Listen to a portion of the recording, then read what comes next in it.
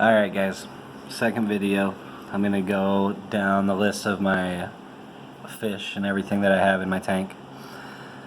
So first off, I have my blue gourami back there. Old girl, had her for like 2 years, she's pretty big now. Then I have these red-eye tetras. And then the black neon tetras. Then I have my sunset platies. Sorry about the focus there. It's trying to adjust for light, but my guppies, which are the pregnant ones right now, the black guppy in there, the male tiger guppy. Then I have that one silver tip tetra in there. He's around somewhere. Oh, there he is. Then I have my new Malaysian trumpet snails. I have all my different shrimp, which those ones are tricky. Let's see if I can see one. There's another trumpet snail in the corner, but you can't really see it. This is my secondary light. I have it on a timer, and so this one turns on in the morning because it's dim, so it simulates like early morning light, and then my bright one turns on at around 10 to simulate the actual daytime, and then it turns back off around 6 and goes back to this dimmer light to simulate twilight going into nighttime, and then this one will turn off at 9 o'clock. The plants that I have these are high grow plants. They're just a little carpet plant that's not supposed to get more than like 4 inches or so. This is another one. I don't remember what it's called, but it's only supposed to get about 4 inches. I put it on top of my tree here as well. These are just, they're growing really well, but I don't know what they were. It was just a weird tree that they didn't have a name for at Petco, and I saw it and I liked it. Then I have my Anubis right here, which has got some good growth on it, and Java fern. This one's got a lot of algae on it. It's the only one that really has any algae, but it's just detrophore algae from my almond leaves back there. The tannins they release into the water. It's pretty much just algae food, essentially. Oh, feeding time.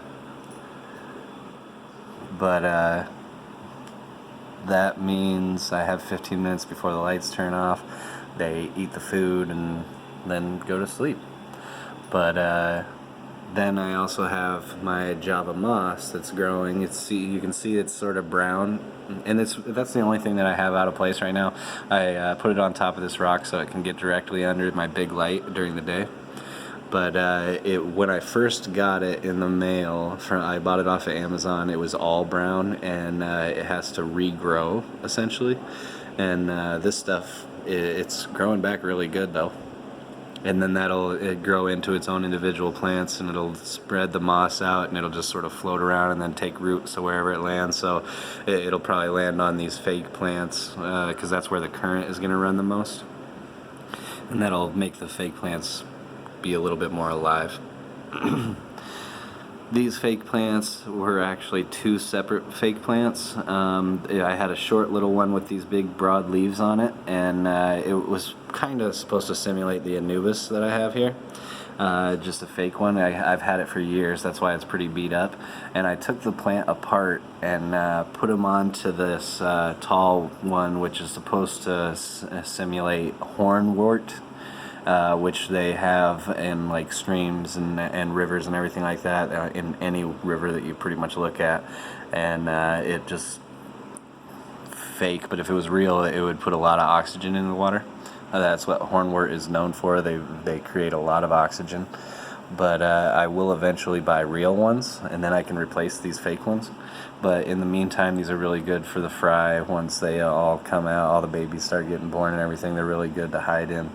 Like I said earlier, hey, there's a shrimp on top of the moss ball. That's another thing I have is the Mosimo moss ball or whatever that filters my water too. But these ones I really like how I made the plants. These little fake palm trees, essentially, they're pretty cool. To me anyway, because you can't really see it in there, but there's a guppy in there, one of the pregnant ones, which normally when they do that, they're trying to go into a calm part of the tank to give birth. Normally, it doesn't mean that she's going to do it, but normally that's what that means. And what I said in my last video is that the tetras stay away from like this stuff. They don't stay completely away from it. They don't dig in it. They'll get like on top of it and move around and everything like that, but they won't dig into it. And like these guys are the only ones that'll really dig into it. But like I said, the babies are so skittish. Like anytime I get my camera out to record one, whenever they come up into this little patch right here, because it's like a game trail they've made, but the babies will swim around in there protected from the top layer that's actually touching the glass up here. And they don't like any movement, so they just disappear as soon as something moves. And but the tetras won't go in there. The tetras normally stay out of these plants. Like they'll go a little bit into there, but they won't stay in there. And the reason for that is because normally that's where predators would be out in the wild. They normally would just stay like in these little clear streams, and every once in a while they'll go up into tributaries that are a little bit more densely planted, but right here they're just going to try and really stay away from it most of the time. They really stay up closer towards these broader leaves, which is really cool. They go underneath there and like post up and sort of hide like their little caves and everything, but down in the actual innards of that stuff they normally stay away because they don't want to get ate by something that's inside of there. But yeah, see this guy, he's right on top of it, but they won't actually go into it.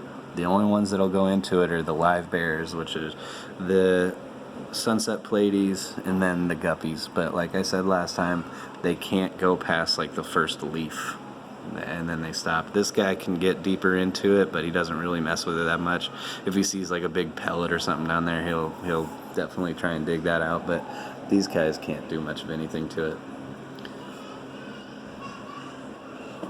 Then I have rocks to make little pits. So once this stuff grows up and gets the 4-inch mark, it'll make it to where there's like little holes, little caves inside of the plants from the top, so that the littler fish can go and hide inside of them. But that's all I got for right now. Have a good one.